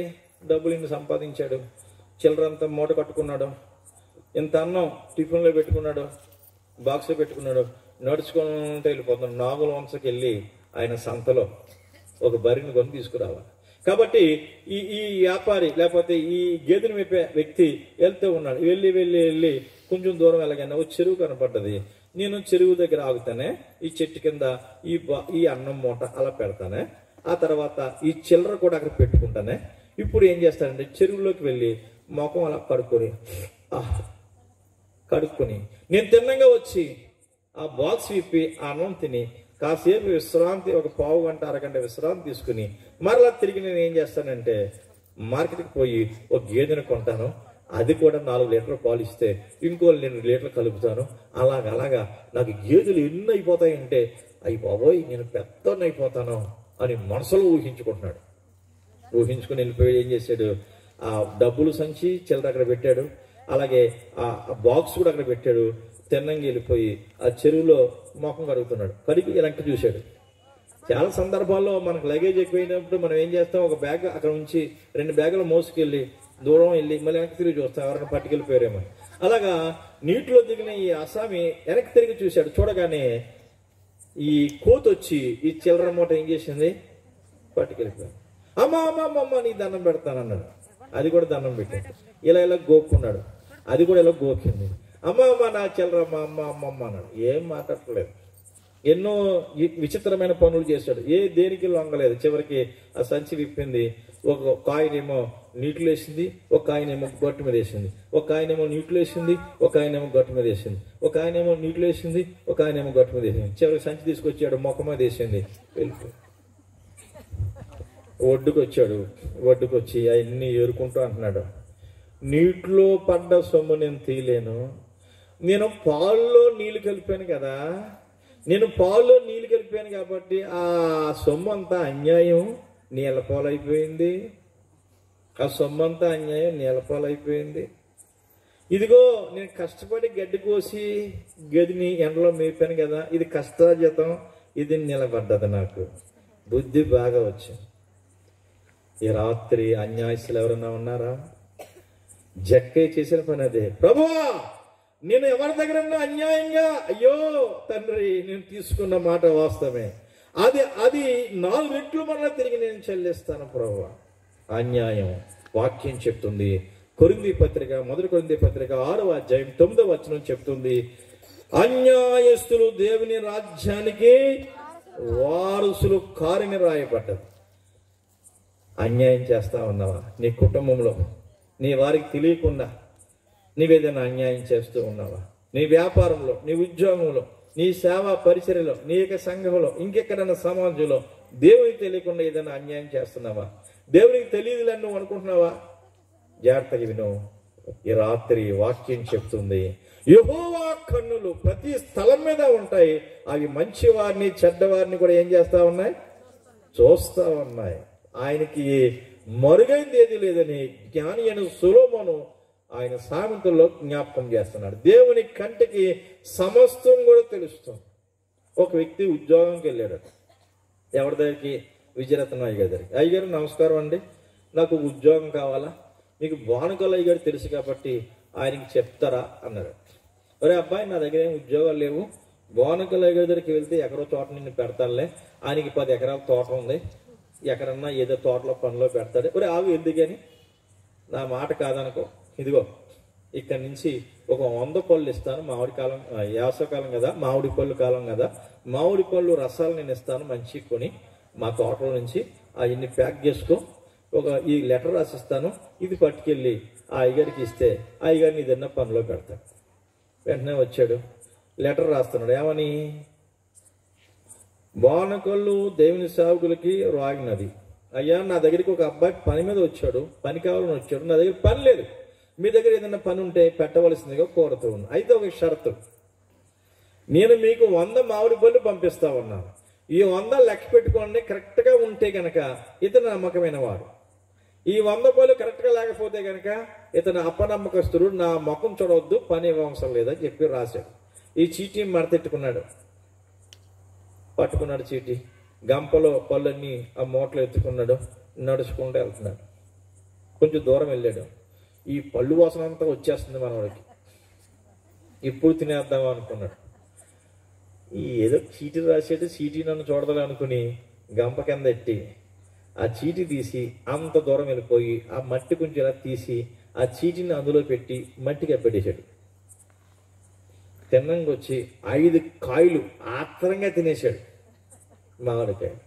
అక్కడ నీళ్ళుండి శుభ్రంగా మూతి కొడుక్కున్నాడు, శుభ్రంగా టవల్తో తుడుచుకున్నాడు, మరలా మట్టి తీసేశాడు, ఆ చీటీ తీసుకొచ్చి ఆ బొట్టలో వేసి నేను చేసిన పని చీటీ చూడలేదులే అనుకున్నాడు.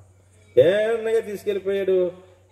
ఆయన దగ్గరికి వెళ్ళాడు, అయ్యా అయ్యగారు పంపించాడు, మీ దగ్గర ఏదైనా పని ఉంటుందని. ఓకే గడిపాడు, ఇదిగో మీకు ఏదో చీటీ కూడా ఇచ్చాడు, ఆ చీటీ తీసుకున్నాడు. ప్రియమైన దేవుని సేవకులకు నమస్కారం, మా దగ్గర ఉన్న ఈ కుర్రవాడికి మీ దగ్గర ఏదైనా పని ఉంటుందేమో అని చెప్పి మీ దగ్గర పంపించాను, నా దగ్గర పని ఏం లేదు, మీ దగ్గర ఏదైనా పని చూపించండి. అయితే ఒక షరతు, మీకు 100 పళ్ళు పంపిస్తున్నాను ప్రేమతో, ఈ 100 పళ్ళు ఉంటే ఇతను నమ్మకమైన వ్యక్తి, 100 పళ్ళు ఒకటి తగ్గినా ఇతను నమ్మకమైన వ్యక్తి కాదు, కాబట్టి మీరు 100 పళ్ళు ఉంటే నా ముఖం చూసి పని ఇవ్వండి, 100 పళ్ళు లేకపోతే నా ముఖం చూడవసరం లేదని చెప్పి రాశాను. రండి ఆ మటుకు లెక్కెట్టాడు. 3 సార్లు లెక్క పెట్టాడు. 3 సార్లు కూడా ఎన్ని వచ్చినాయి? 95 పళ్ళు వచ్చినాయి. అంటే అతను ఏం చేయలేదు? నమ్మకంగా ఉండలేకపోయి. ఈ రాత్రి దేవుని ఆశీర్వాదం నీకు కావాలంటే, ఈ రాత్రి దేవుడు నీ గృహంలో ఉండాలంటే, ఈ రాత్రి దేవుడు నీ జీవితంలో ఉండాలంటే వాక్యం చెబుతుంది, అన్యాయస్తులు దేవుని రాజ్యానికి వారసులు కాదు. కాబట్టి నాకు ప్రభు యొక్క రాజ్యం కావాలా, ప్రభు ఇచ్చే రక్షణ కావాలా, నేను మార్పు పొందుతాను, నాకు ఒక మంచి సమయాన్ని అవకాశాన్ని ప్రభు నాకు ఇచ్చాడు కనుక ఖచ్చితంగా ఇవన్నీ కూడా నేను దేవుని దగ్గర ఒప్పుకుంటానని, నేను సరి చేసుకుంటానని చెప్పి ప్రభుతో జక్కయ్య మాట్లాడుతున్నాడు. ప్రభు జక్కయ్యని అడగలేదు, జక్కయ్యని కోరుకోలేదు, కానీ జక్కయ్య ప్రభుతో మాట్లాడుతున్నాడు. ప్రభువా, నువ్వు నా ఇంట్లోకి వచ్చావు, అది నాకు సంతోషం. ఇదిగో ప్రభువా, మీ ముందు నేను నిలబడుతున్నాను, నేను నా ఆస్తుల సకాన్ని బీదలకు ఇస్తా ఉన్నాను. ప్రభువా, ఎవరి దగ్గర నా అన్యాయంగా నేను దేనిని తీసుకుంటే కనుక దయచేసి 4 రెట్లు నేను ఇచ్చేస్తున్నాను ప్రభువా. అన్యాయం పోయింది, జక్కయ్యలకు ఏమొచ్చింది? న్యాయం వచ్చింది. చెప్పండి, జక్కయ్యలకు ఏమొచ్చింది? న్యాయం వచ్చింది. నీకేమొచ్చింది? నిద్ర వస్తుందా? ఈ రాత్రి నీకేమొచ్చింది? నిద్ర వస్తుందా? నీ చేతులకి ఏమొచ్చింది? సెల్లొచ్చిందా? చెప్పాలి మీరు. ఇప్పుడు చిన్నపిల్లలు లేరు, పెద్ద పిల్లలు లేరు. ఆ చిన్నప్పుడు ఏం చేసేవాళ్ళం అంటే చందమామ రావే జాబిల్ అది వచ్చి ఆనమ్మ అని పెట్టేవాళ్ళం. ఇప్పుడు ఏం పెడుతున్నారు? అది బాధ పోగొట్టుకున్నాను, నువ్వేం చేస్తున్నావు? సెల్ల ఎత్తున్నావు అంతే. చిన్న పిల్లలు కూడా నెలల్లో పిల్లలు కూడా సెల్ల చూస్తున్నారు. అలాగా పిల్లలు పాడవడానికి కారణం ఎవరో? మా పిల్లడండి, బాబాయ్ మా పిల్లడు చాలా బాగా సెల్ల కొట్టుకు తీసేస్తాడు, బాగా తీస్తాడు, తర్వాత తెలుస్తుంది. ఈ సెలవు వల్లనండి మా పిల్లడు పాడైపోయాడు. మళ్ళీ నువ్వే అంటావు అలాగా. అర్థమైందా? ముందేమి ఇచ్చింది ఎవరు? తల్లే. ఎందుకని ఆడ కీ అన్నాడు. ఆడ బాధ తప్పించుకొని నువ్వు సుఖంగా నిద్రపోవడానికి, నువ్వు అన్నదానికి పోవడానికి, వాడు నీకు ఆటంకంగా ఉండకుండా ఉండటానికి సెల్ ఇచ్చి పడేసావు అంతే. వాడు అలా కొట్టుకుంటూ అంత కొట్టుకుంటా ఉన్నాడు. నీ పని నువ్వు చేసుకున్నావు, అయిపోయింది. పెరిగి పెద్దవాడు ఎంత ఆడేం చేస్తున్నాడంటే దాన్ని విడిచిపెట్టలేదు. ఈ సెల్ వల్ల పాడైపోయాడు. సెల్ ఉంటే మంచిదే, అది ఎంతవరకు మనం ఉపయోగించాలా అంతవరకు ఉపయోగించుకోవాలి. అయ్యగారు నాకు ఫోన్ చేశారు, వస్తున్నారా రావట్లేదా? నేను వస్తున్నానండి, ఇక్కడ దాకా వచ్చానని చెప్పారు. అంతవరకే. అక్కడ ఎలా ఉందో వాతావరణం, ఏం కూరలో ఉప్పు వేశారు లేదా, నూనె ఎంత వేశారు, కారం ఎంత వేశారు, అన్నీ అనవసరం. ఓకే. దైవ గ్రంథంలో నేను ఎవరి దగ్గర అన్యాయంగా దేన్నైనా తీసుకున్నానా ప్రభువా? అన్యాయస్తులు దేవుని రాజ్యానికి వారసులు కాదు. దేవుని రాజ్యం ఉంది ఒకటి. పరిశుద్ధ బైబిల్ గ్రంథం నుంచి దానియేలు గ్రంథం 2వ అధ్యాయం 44వ వచనంలో ఈ విధంగా రాయబడ్డ మాటలు మనం జ్ఞాపకం చేసుకుంటూ ఉన్నాం. దానియేలు గ్రంథం 2వ అధ్యాయంలోకి రండి. దానియేలు గ్రంథం 2వ అధ్యాయంలోకి రండి. 2వ అధ్యాయం 44వ వచనం ఈ విధంగా సెలవిస్తూ ఉంది. పరిశుద్ధ గ్రంథం బైబిల్ నుంచి దానియేలు గ్రంథము 2వ అధ్యాయము 44వ వచనంలో, ఆ రాజుల కాలములలో పరలోకమందున దేవుడు ఒక రాజ్యమును స్థాపించును. ఆ రాజుల కాలంలో పరలోకమందున దేవుడు ఒక రాజ్యమును స్థాపించును. దానికి ఎన్నటికి నాశనము కలగదు. ఆ రాజ్యము దాని పొందిన వారికి గాని మరి ఎవరికి చెందదు. అది ముందు చెప్పిన రాజ్యములన్నింటినీ నిర్మూలము చేయును గాని అది యుగ యుగముల వరకు నిలుచును అని రాయబడ్డది. దేవుని రాజ్యం ఉంది. దేవుడు ఒక రాజ్యాన్ని స్థాపించాడు. దేవుని నమ్మిన వారందరూ కూడా, దేవుని విశ్వాసించిన వారందరూ కూడా ఆ రాజ్యంలోకి వెళ్ళాలని ఆశపడుతూ ఉన్నాడు. ఆయన రాజ్యానికి అంతం లేదు. యుగ యుగాలు నేను చిన్నప్పటి నుంచి చూస్తున్నాను. ఒక పార్టీ వస్తుంది అంటే ఆ గవర్నమెంట్ ఉంటుంది, మరి తర్వాత కొంతకాలానికి ఇంకొక గవర్నమెంట్, తర్వాత మళ్ళీ ఇంకొక గవర్నమెంట్, తర్వాత మళ్ళీ అట్లా మారుతా ఉన్నాయి. కానీ వాక్యం చెప్తుంది ఆయన రాజ్యము యుగ యుగాలు నిలబడుతుందనే వాక్యంలో రాయబడ్డ మాట మనము జ్ఞాపకం చేసుకుంటూ ఉన్నాం. ఇంకా పరిశుద్ధ బైబిల్ గ్రంథం నుంచి మార్కు సువార్త 1వ అధ్యాయము మార్కు సువార్త 15వ వచనంలో ఇలా ఉన్న మాట, ప్రభు అయిన యేసుక్రీస్తు వారు సెలవిచ్చిన మాట మనము జ్ఞాపకం చేసుకుందాం. కాలము సంపూర్ణమై ఉన్నది, దేవుని రాజ్యము సమీపించినది, మారు మనసు పొంది సువార్త నమ్ముడని చెప్పుచు దేవుని సువార్తను ప్రకటించుచు. రాత్రి ప్రభు రాజ్యం కొరకు ఆయన మీతో మాట్లాడుతూ ఉన్నాడు. ఆయన రాజ్యము శాశ్వతమైన రాజ్యం. ఇదిగో కాలము సంపూర్ణమైనది, దేవుని రాజ్యము సమీపించినది, మారు మనసు పొంది సువార్తను నమ్మండి. వాక్యంలో ప్రభు జ్ఞాపకం చేస్తున్నాడు. మత్తయి సువార్త రండి, ఇంకో మాట చదివి నేను త్వరగా ముగింపులకు వస్తాను. 25వ అధ్యాయానికి రండి. 25వ అధ్యాయానికి రండి. 31వ వచనం నుంచి కొన్ని మాటలు. తన మహిమతో మనుష్య కుమారుడు ఆయనతో కూడా సమస్త దూతలను వచ్చినప్పుడు ఆయన తన మహిమ గల సింహాసనమందు ఆసీనుడై ఉండును. అప్పుడు సమస్త జనములు ఆయన ఎదుట పోగు చేయబడుదురు. గొల్లవాడు మేకల నుండి గొర్రెలను వేరుపరచినట్లు ఆయన వారిని వేరుపరచును. తన కుడివైపున గొర్రెలను ఎడవైపున మేకలను నిలవబెట్టును. అప్పుడు రాజు తన కుడివైపున ఉన్న వారిని చూచి, నా తండ్రి చేత ఆశీర్వదింపబడిన వారులారా రండి, లోకము పుట్టినందు మొదలుకొని మీ కొరకు సిద్ధపరిచిన రాజ్యమును స్వతంత్రించుకోనండి.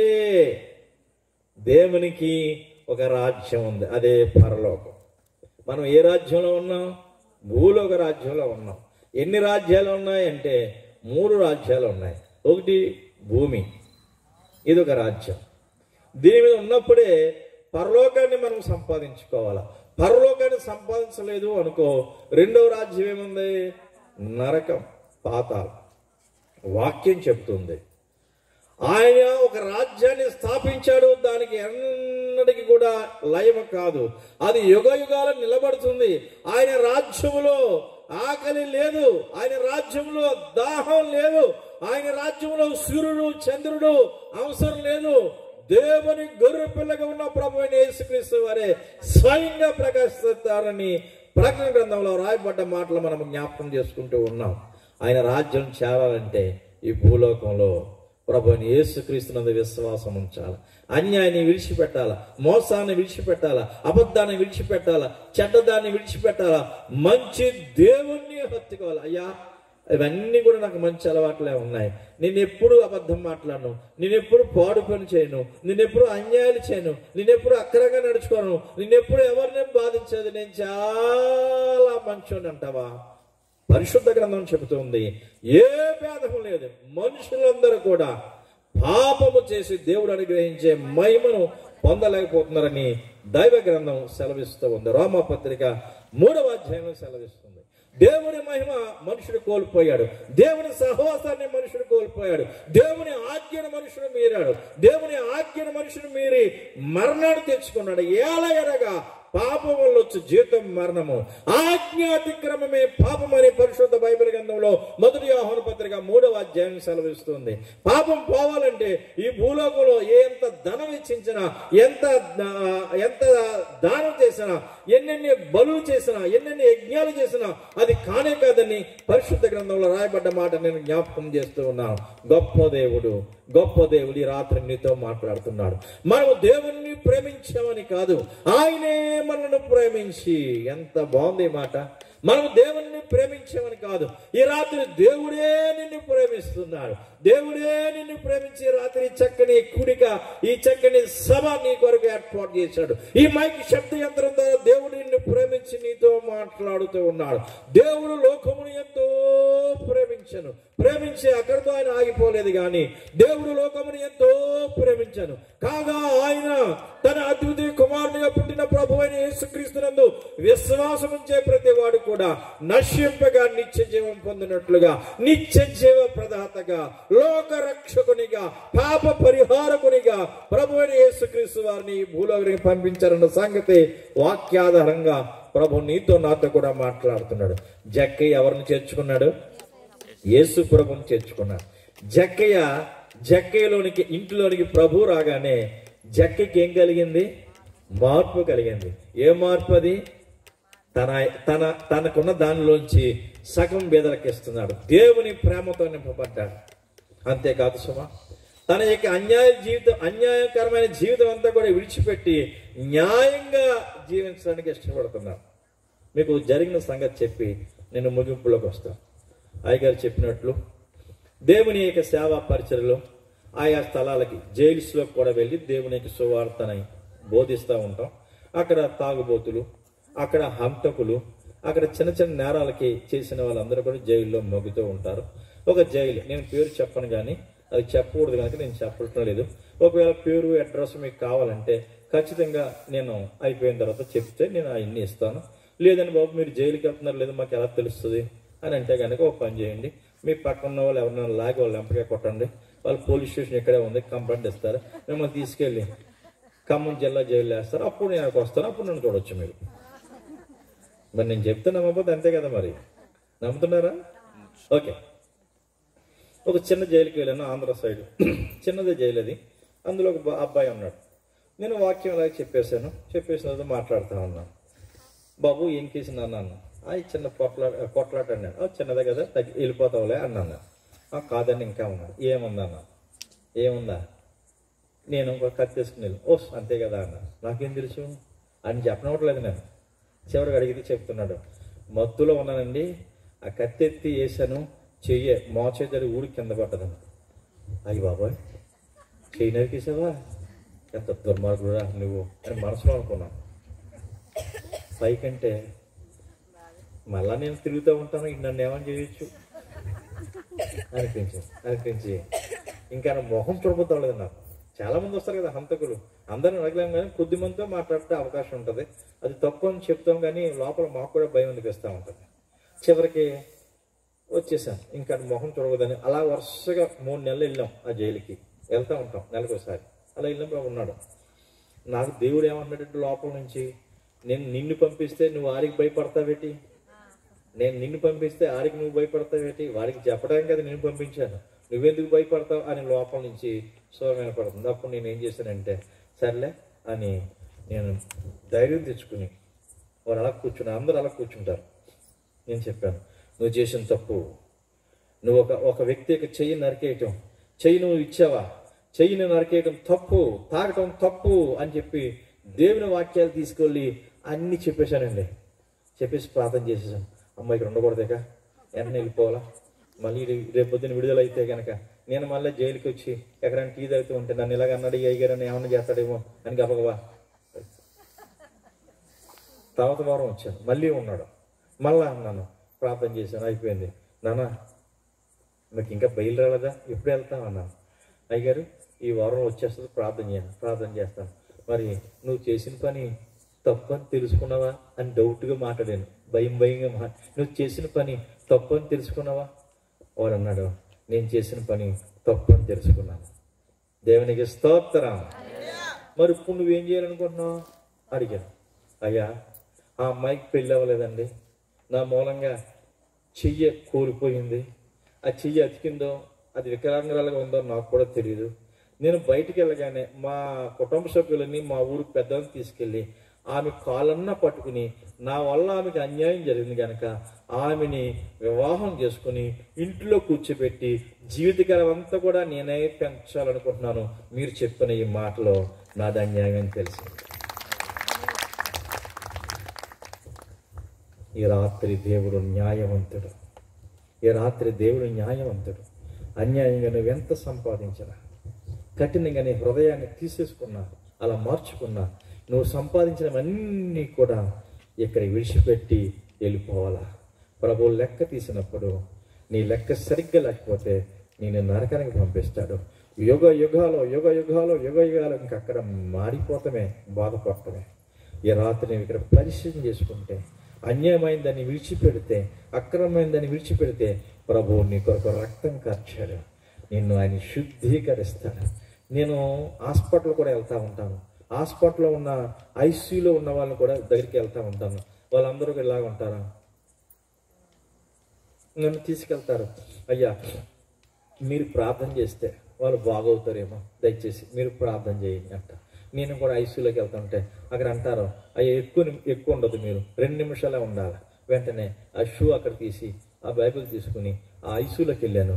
ఆ అందరు బెడ్ల మీద అలాగ ఉన్నారు. ఒక్కొక్క దగ్గర ఒక్కొక్క నర్సు గారు ఉంటారు, చేస్తూ ఉంటారు. ఆ సౌండ్ ఏంటంటేనే భయం అనిపిస్తూ ఉంటుంది. నేను వెంటనే నేను అనుకున్న పేషెంట్కి, నన్ను పంపించిన వాళ్ళ దగ్గరికి నేను వెళ్ళి ఆ పేషెంట్ దగ్గరికి వెళ్ళి, బాబు బాబు బాబు బాబు ఇలా చూడమ్మా, ఇలా చూడు, నేను ఎర్నెస్ట్ పాల్ బోనకల్ నుంచి వచ్చాను అని చెప్తున్నాను. ఎందుకని నా మాట ఎవరన్నా అతను వింటే, అతను రెస్పాండ్ అయితే, పలానా అయ్యగారు నా కోసం వచ్చాడని బయటకు వచ్చిన తర్వాత ఏదైనా ఇలా కోటం పెట్టుకుంటున్నప్పుడు ఒక 5,000 అవ్వచ్చు, ఒక 1,000 రూపాయలు అవ్వచ్చు అని ఆశ ఉంటుందా ఉండదా? అందుకని నేను చెప్తున్నాను, వాడు ఉలుకు లేదు పలుకు లేదు. ఇంకప్పుడు నేనేం చేయను, విడిచిపెట్టాను అన్నమాట.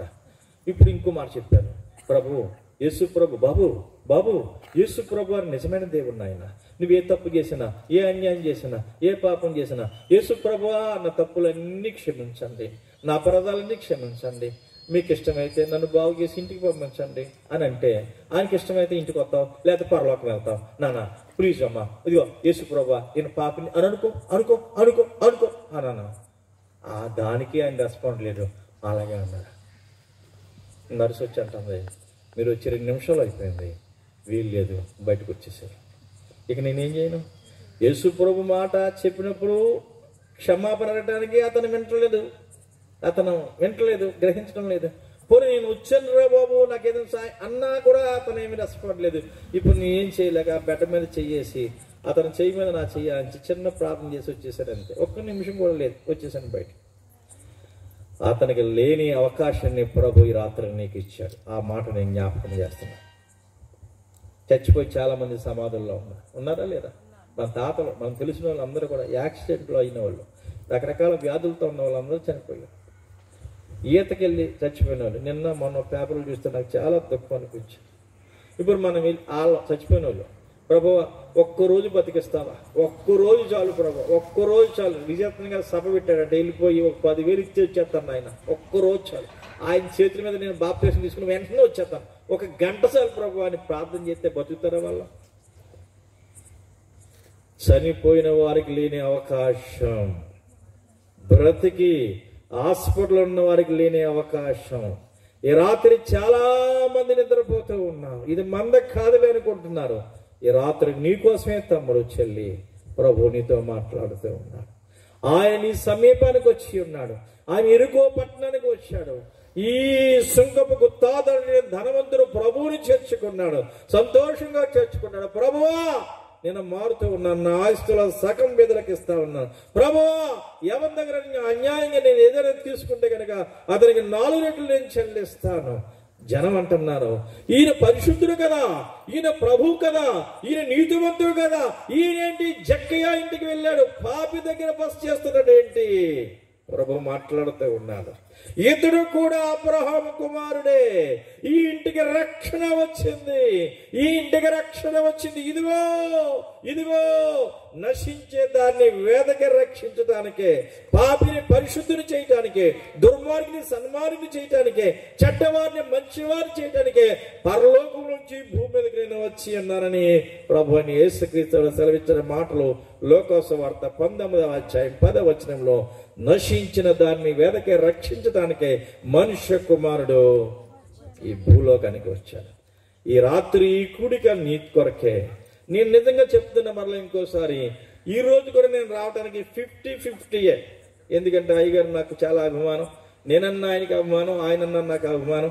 కాబట్టి పేపర్లో చాలా మంది ఉన్నారు, నేను లేకపోతే ఇంట్లో అన్న మూడ్లోనే ఉన్నాను. వచ్చేంత వరకు కూడా ఎల్లమ్మా నన్ను ప్రార్థన చేస్తూనే ఉన్నాను. కానీ ప్రభువు నన్ను ప్రేరేపించి ఈ స్థలానికి మీ కొరకు పంపించాను. నాతోటి మా సంఘం నుంచి కూడా, అయ్యా మేము చింతకాని సంఘాన్ని మేము చూస్తాం, ఆ భక్తులతో మేము కూడా కలిసి దేవుణ్ణి స్తుతిస్తామని కొంతమంది భక్తులు కూడా మీకోసం ఈ స్థలానికి వచ్చారు. ఈ రాత్రి ప్రభు నీతో మాట్లాడుతున్నాడు. దేవుని సేవకుని ఆయన ప్రేరేపించి నా ద్వారా ఆయన వర్తమానాన్ని నీకు ఇచ్చాడు. రండి అందరం లేచి నిలబడదాం, లేచి నిలబడదాం, అందరం లేచి నిలబడదాం. దయచేసి ప్రతి ఒక్కరు కూడా లేచి నిలబడదాం. నిలబడి 2 చేతులు పైకెత్తి ప్రభువా మీకు స్తోత్రం అని చెబుతూ ఉన్నాం అని చెబుదాం. ఈ రాత్రి ప్రతి ఒక్కరం కూడా ప్రభువా మీకు స్తోత్రం అని చెబుదాం. 2 చేతులు పైకెత్తుదాం, 2 చేతులు పైకెత్తుదాం. దేవునికి స్తుతులు చెల్లిందాం, దేవునికి స్తుతులు చెల్లిందాం. ఆయన వర్తమానము కొరకే దేవునికి ప్రార్థన చేద్దాం. నా జీవితం అన్యాయం అయిపోయింది ప్రభువా, అన్యాయ పనులు నేను చేశాను ప్రభువా, కఠినాతుడిని అయిపోయాను ప్రభువా, నా పేరు ఒక రీతిగా ఉంది, నా జీవితం ఒక రీతిగా ఉంది ప్రభువా, మీకు దూరంగా నేను జీవిస్తూ ఉన్నాను ప్రభువా. మీరంటే ఎవరో అనుకుంటున్నాను ప్రభువా, మీరంటే ఎవరో అనుకుంటున్నాను ప్రభువా. మీరు లోక రక్షకుడు అని నాకు తెలియదు తండ్రి. అయ్యా మీరు జీవ ప్రదాతం అని నాకు తెలియదు ప్రభువా.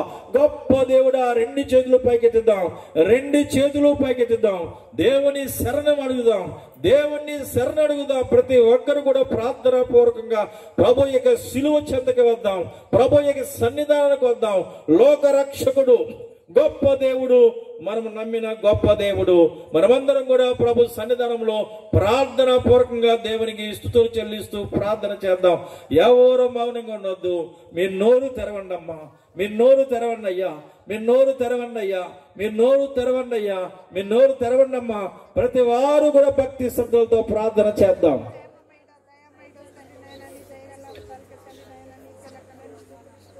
స్తోత్రం స్తోత్రం స్తోత్రం స్తోత్రం రక్షకుడా స్తోత్రం స్తోత్రం. అందరం ప్రభువును స్తుతించుదాం. ప్రభువా నీకే వందనాలు, స్తోత్రం స్తోత్రం నీకే స్తోత్రం నీకే వందనాలు స్తోత్రం. ఈ రాత్రి ప్రభు నీతో మాట్లాడిన మాటలు నీ చెడ్డ జీవితాన్ని తీసివేస్తానని, మంచి జీవితాన్ని ప్రభు నీకు ఇస్తానని, నీ పాపానికి పరిహారం ఆయన కలిగించారని, నీ కొరకే సిలువనే మహాయజ్ఞంలో తన విలువైన రక్తాన్ని ఆయన చిందించారని, ఆయన రక్తం ద్వారా నీ జీవితానికి మనుషులందరికీ పాప క్షమాపణ ఉందని, ఆయన ద్వారా మనుషులందరికీ నిత్యజీవం ఉందని దైవ గ్రంథం ఆధారంగా ప్రభు నీతో మాట్లాడుతున్న సంగతి ఈ రాత్రి మీకు తెలియజేస్తూ ఉన్నాం. దైవ సేవకుని దేవుడు ప్రేరేపించాడు.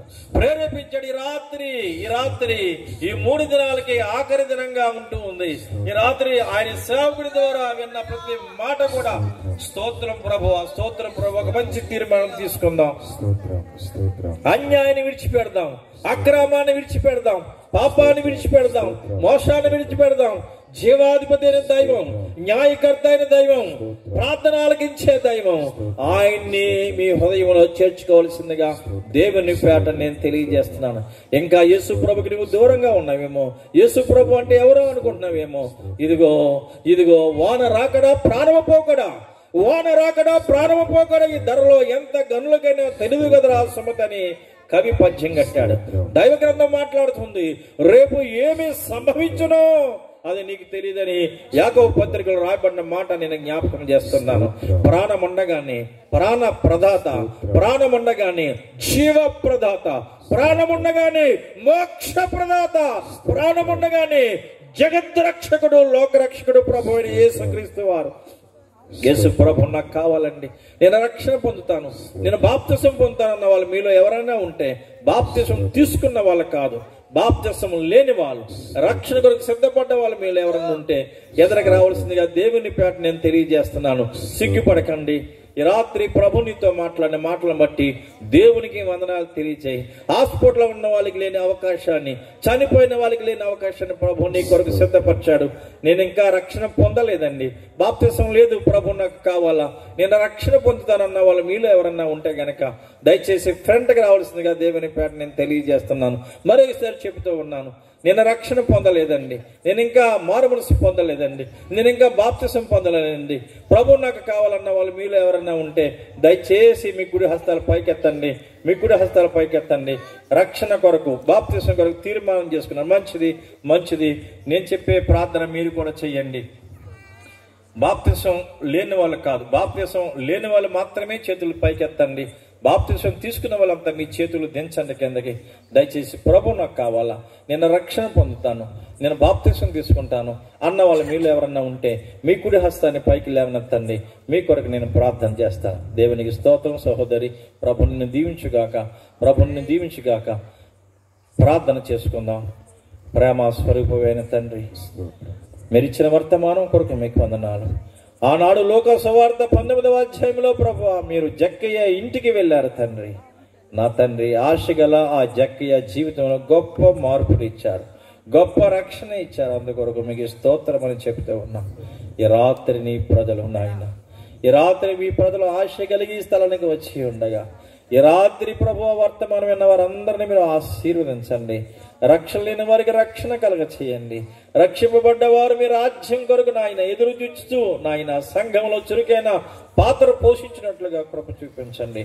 ఎవరిలో ఏ బలహీనత ఉన్నదో, ఎవరిలో ఏ వ్యాధులు ఉన్నాయో ప్రభు అవన్నీ కూడా మీరు ముట్టి మీ వాక్కును పంపించి రాత్రి బాగు చేసి ఉన్నందుకే మీకు స్తోత్రం అని చెబుతూ ఉన్నాం తండ్రి. గర్భం లేని వారి కొరకు మేము ప్రార్థన చేస్తూ ఉన్నాం, సంతానం లేని వారి కొరకు మేము ప్రార్థన చేస్తూ ఉన్నాం. ఈ రాత్రి వారి గర్భాలు మీరు తెరిచి గొప్ప బహుమానం, గొప్ప సంతానం వారి కుటుంబానికి మీరు దయచేయమని ప్రార్థన చేస్తూ ఉన్నాం. ఈ రాత్రి ఎవరో ఆందోళనలో ఉన్నారో, కలవరంలో ఉన్నారో, రోగంలో ఉన్నారో నాయన, అటువంటి వారిని మీ సన్నిధిలో ఉంచి ప్రార్థన చేస్తూ ఉన్నాం. వారికి మంచి ఆరోగ్యాలు దయచేయండి, వారిని బలపరచండి. పాడు చెయ్యే ఆలోచనల, ఆందోళన వారి నుంచి సంపూర్ణంగా ప్రభువైన యేసు నామములో పో అని ఆజ్ఞాపిస్తున్నాను. సంఘాన్ని మీరు బలపరచండి. నాతో కలిసి ఆయన వేదిక మీద ఉన్న సేవకులను మీరు బలపరచండి. చక్కని సిస్టాన్ని ఆపరేట్ చేస్తున్న తమ్ముళ్ళని మీరు ఆశీర్వదించండి. ఆర్కెస్ట్రాను మీరు దీవించండి. మీరు అక్కడ ఆలస్యం అయితే, మీ చిత్తమైతే ఇటువంటి కుడికలు అనేకం చేయనట్లుగా కృప చూపించండి. మా ప్రియుడిని, దాసుని ఆయన విజయరత్నం అయ్యగారిని మీరు బలపరచండి. విజయ్ కుమారాజుని మీరు బలపరచండి. వేదిక మీద సేవకులందరూ కూడా దయతో మీరు జ్ఞాపకం చేసుకోరండి. నాకు ఇచ్చిన ఈ శ్రేష్టమైన సమయం కొరకే మరొకసారి మీకు కృతజ్ఞతలు తెలియజేస్తూ ఉన్నాం. ఈ చింతగాని గ్రామాన్ని, ఈ గ్రామ పెద్దలను మీరు ఆశీర్వదించండి. దీని పరిసర ప్రాంతాల్లో ఉన్న పాటి పంటలను మీరు ఆశీర్వదించి అభివృద్ధి చేయండి. పరీక్షలు రాసిన వారందరూ మంచి మార్కులతో పాస్ అయినట్లుగా కృప చూపించండి. సంఘానికి క్షేమం కలిగించండి నాయన. మీ రాకడలో మీ మహిమ మేఘం ఎక్కే కృప నాకు మాకు దయచేయమని ప్రార్థన చేస్తూ ప్రభువైన యేసుక్రీస్తు వారి ద్వారా అడుగుతున్నాము తండ్రి, ఆమేన్. దయచేసి అందరం కూర్చున్నాం.